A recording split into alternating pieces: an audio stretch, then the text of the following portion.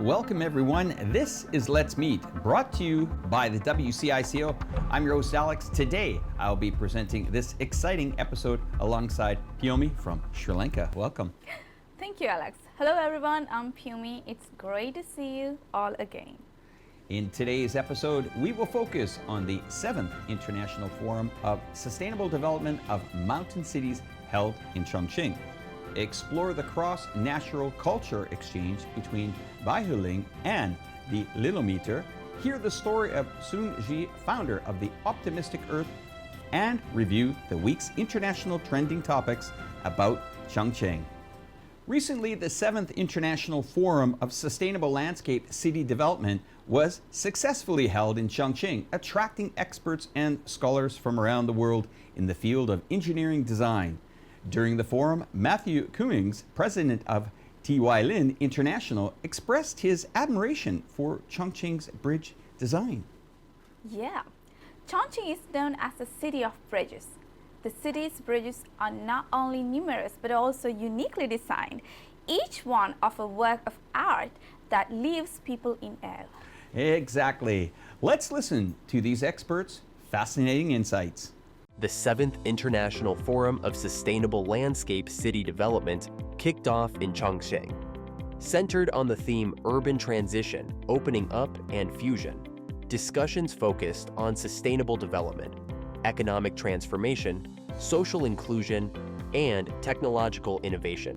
Chongqing is a beautiful city, full of mountains and rivers, which creates a lot of opportunity for beautiful bridges to be built.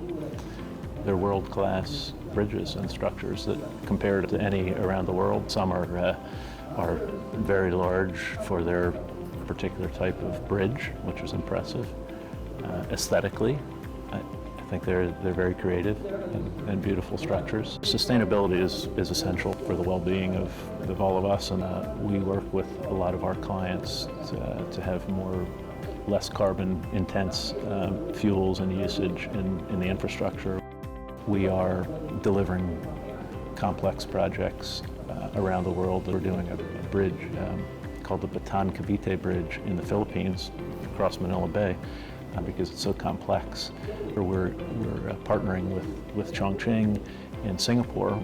We, of course, have been primary in designing, I think, 21 of the bridges across the two rivers here, including the beautiful Twin Rivers project, which we're very proud of. So that will continue.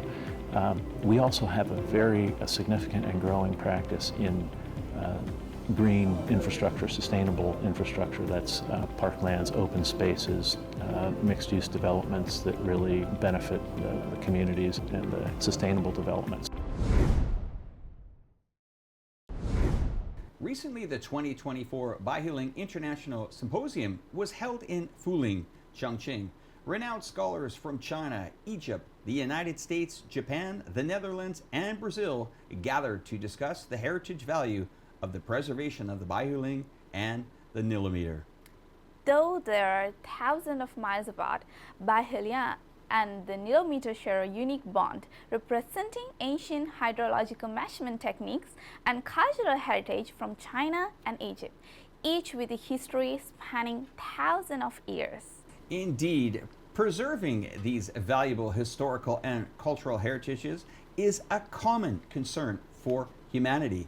This collaboration is expected to promote the protection and transmission of global hydrological heritage. Let's dive into more details about this symposium.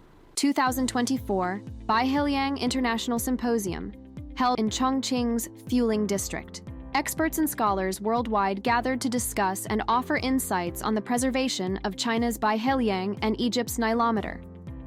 In the case of Egypt, our civilization, which is a very old one, has been centered around the Nile River. And Nile, for us, is vital.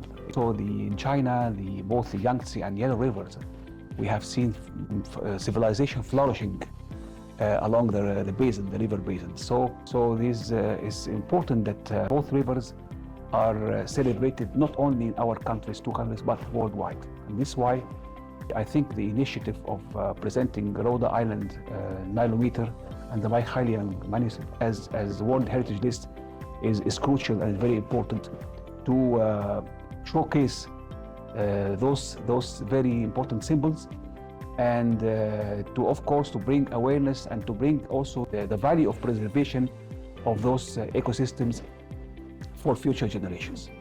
And in this regard, I came here to Fuling to join hands with our Chinese and Egyptian experts to make this endeavor a successful one. Egypt and China share a long history of and legacy, very rich historical legacy, two of the most ancient civilizations in the world. And so it brings a very good foundation for friendship between both countries. Even though we are geographically distant, very far away, but this legacy brings us together. Culture and civilization are the foundation of solid collaboration. And of course, when we talk about cooperation between Egypt and China, it is very vast. But as I say, the very uniqueness of our civilizations is a very, very strong connector between people. Piyumi, did you know that Chongqing is called the City of Eagles? Yeah, I know Chongqing is a city where eagles fly because it's the largest parallel ridge and valley city in the world. Every year, hundreds of thousands of birds of prey migrate through Chongqing, making it a key stop on the global migration route.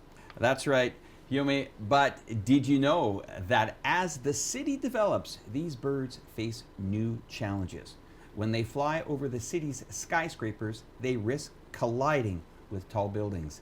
Today, we'll meet someone who leads a group of kids and an impactful preventing bird collision patrols. Let's hear the story of Sun Ji, the founder of Optimistic Earth. In the past 5 years, the Optimistic Earth team has led children to participate in many citizen science activities, including preventing bird collision patrols, butterfly phenology detection, and mangrove sapling adoption programs. Through these activities, more than 20,000 children participated in more than 20 voluntary public welfare projects, allowing them to feel the power of public welfare undertakings. Hi everyone, I'm Sunzi, the founder of the Optimistic Earth. The project I am most involved in is actually the citizen science project on bird collision prevention. You may have heard of bird collision, and what does bird collision mean? Bird collision is actually a phenomenon in which a bird may hit the glass during migration and cause death. As for this, it is the second leading cause of death of birds caused by humans. Last year, an eastern buzzard hit the glass on the second floor. Later, we rescued it and finally released it to nature. Influenced by Sunja's career, his daughter Sunyi this year also curated her own Preventing Bird Strikes art exhibition. 是一只那个猛禽，它然后撞晕了，还站不起来。一段时间去把它放飞了，然后我和爸爸回家就把它画下来了。 The Optimistic Earth takes kids to do exercises like orienteering on weekends. Nanshan Mountain is located in the southern part of Chongqing. Sunja's residence here is also very convenient for him to familiarize himself with the orienteering environment. You have to know where you are, right? And then you have to find your direction, mark the map. You have to know where the goal is. So orienteering is very suitable for children. I like it very much. I think from a personal point of view, it is very difficult for people to find an industry that they are interested in and can also become a job at the same time. I feel that I am fortunate to have found it. From a social perspective, I actually think that environmental education can enrich children's emotions and give them a better sense of responsibility. Which Chongqing-related events are drawing global media attention this week? Let's take a look together. This week, Chongqing has gained international attention in several areas. The Chinese Ministry of Commerce has announced that 5 international consumption centers cities, including Chongqing, will host the first China International Premium Consumption Month in November. This has attracted coverage from Lianhe Zhaobao, A-Stocks, and Bastille Post, highlighting the enhanced status of Chongqing as an international consumption center. The women's football Yangchuan International Tournament concluded this week, with the China international women's football team, defeating Vietnam to claim the championship. VTV, VietnamNet, Xinhua, and CGTN focused on Chongqing's significant role in international sports events, emphasizing that the competition has deepened the friendly relations between China and participating countries like Vietnam and Uzbekistan. The 47th World Skills Competition concluded in Lyon, France, with Chongqing contestant Xiong Shouyu winning the championship in the plastering and drywall systems category, an achievement that has garnered attention from Xinhua. China Daily focuses on the influence of Chongqing's culinary brands, noting that the city has 7 brands listed in the 2024 Hurun China Restaurant Brand Top 100, ranking 3rd nationwide and highlighting Chongqing's unique food culture and industrial potential. That's all for today's show. Thank you everyone for watching, and thank you, Piomi, for joining us. Thank you, Alex, and thank you all for your support. Let's meet, showcasing new Chongqing to the world. I'm your host, Alex. Thanks for watching. I'm Piomi. Goodbye.